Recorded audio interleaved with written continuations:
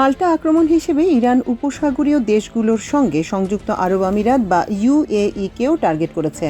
দীর্ঘদিন ধরে ইউএই ইসরায়েলের সঙ্গে ঘনিষ্ঠ মিত্রতার সম্পর্ক বজায় রেখে আসছে।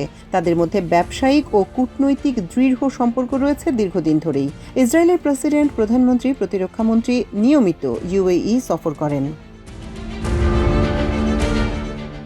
এ কারণেই ইরানের সঙ্গে ইউএইর সম্পর্কে টানাপোড়েন আছে এবং ইউএইকে বরাবরই সন্দেহের চোখে দেখে ইরান ও তুরস্ক সহ বহু দেশ।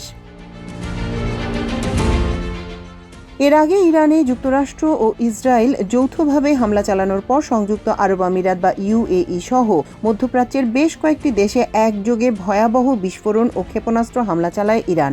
এছাড়া বাহরাইন, কুয়েত ও কাতারের বিভিন্ন স্থানে এই হামলা ও বিস্ফোরণের ঘটনা ঘটে, যা পুরো অঞ্চলে চরম উত্তেজনা ও আতঙ্ক সৃষ্টি করে।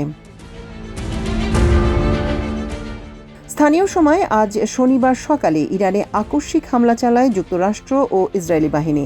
যুক্তরাষ্ট্রের এক কর্মকর্তা বিষয়টি নিশ্চিত করেছেন। ইরানের বার্তা সংস্থা ফার্স জানিয়েছে, তেহরানের ইউনিভার্সিটি স্ট্রিট ও জমহৈরি এলাকায় বেশ কয়েকটি ক্ষেপণাস্ত্র আঘাত হানে। ইসরায়েলের প্রতিরক্ষা মন্ত্রী ইসরায়েল কাতস জানিয়েছেন, এই হামলার উদ্দেশ্য তেল আবিবের উপর হুমকি দূর করা। কাতার ভিত্তিক সংবাদ মাধ্যম আল জাজিরার লাইভ প্রতিবেদনে বলা হয়েছে, ইরানে একাধিক বিশাল বিস্ফোরণ হয়েছে। দেশটিতে থাকা আল জাজিরার সাংবাদিক এ তথ্য নিশ্চিত করেন।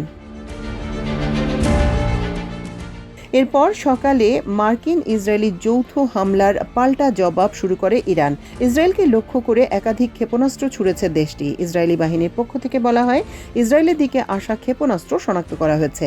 ইসরায়েলের প্রতিরক্ষা বাহিনী এক বিবৃতিতে জানিয়েছে, অল্প কিছুক্ষণ আগে ইসরায়েল রাষ্ট্রের দিকে ইরান থেকে নিক্ষেপ করা ক্ষেপণাস্ত্র শনাক্ত হওয়ার পর দেশের বিভিন্ন এলাকায় সাইরেন বাজানো হয়েছে। সাধারণ জনগণকে হোম ফ্রন্ট কমান্ডের নির্দেশনা অনুসরণ করার জন্য অনুরোধ করা হচ্ছে।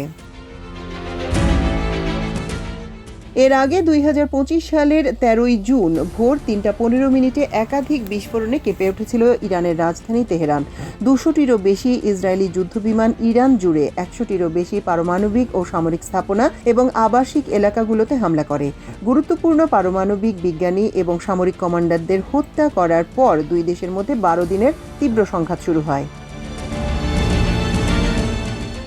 তখন ওই হামলার জবাবে ইরানও ইতিহাসের বৃহত্তম এবং সবচেয়ে তীব্র ব্যালিস্টিক ক্ষেপণাস্ত্র হামলা চালিয়ে হুমকির জবাব দেয়। স্বল্প সময়ের মধ্যে প্রতিদিন শত শত মিসাইল ছোড়ে, যার মধ্যে 500টিরও বেশি ছিল ব্যালিস্টিক ক্ষেপণাস্ত্র। পাল্টা হামলা ঠেকাতে ইসরায়েল নাস্তানাবুদ হয়ে পড়লে তখন ওই যুদ্ধে যোগ দেয় ইসরায়েলের বন্ধু যুক্তরাষ্ট্র। হামলা চালায় ইরানে। 12 দিনে তুমুল হামলা পাল্টা হামলার পর উভয় পক্ষ যুদ্ধবিরতিতে সম্মত হয়। মাল্টিমিডিয়া ডেস্ক, আমার দেশ।